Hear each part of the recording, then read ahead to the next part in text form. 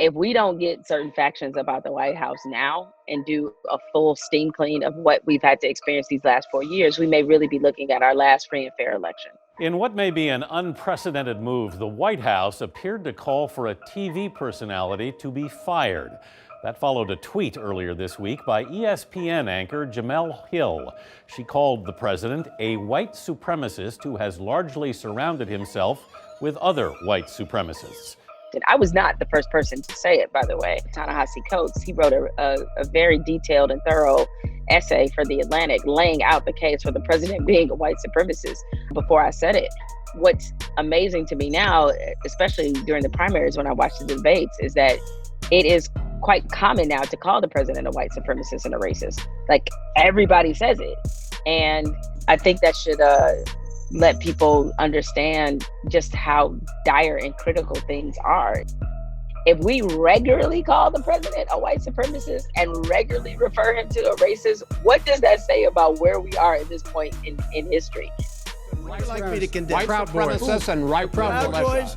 Stand back and stand by. It has not stopped him from continuing to play footsie with white supremacists and white nationalists. You know, he has no shame about giving these dog whistles and rallying cries of domestic terrorist and white nationalist groups. Black Lives Matter. Black Lives Matter. Black Lives Matter. Our democracy is withering. It's a lot of pressure on it right now. I say this not out of hyperbole and not trying to be overdramatic.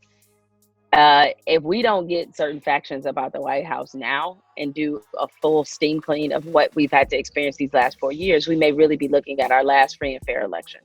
And I know that seems very stark for people, because the people in particular who say we need to withhold our vote, or I agree 100%, not in withholding the vote, that you need to make people earn your vote. However, do understand, among the many things that are on the table, it is democracy.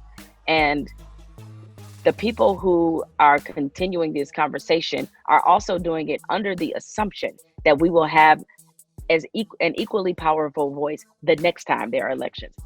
Our voice or our power will only lessen. It's not going to stay the same. Our ability to access elections and our ability to access our voice mattering is only lessening over time. We see the voter suppression. Do you think it will get better? It won't. It won't get better unless we change the people who are actively engaging in this practice. Right now, in what we say is a democracy in Texas, in Harris County, if they have comfortably set up a situation where there's one polling place in a city with 2 million people, what does that tell you about what's going to happen the next time around if you don't get these people out of office? Typically, authoritarians attract other ones. They don't just go away. All right. So there needs to be constant and vigilant watch over who is occupying or who's in the White House and who is setting the tone for our nation. Otherwise, we're going to look up and be in a country that we don't recognize. Increasingly, that's the case as it is. But if you think it's somehow going to retract back, it's not.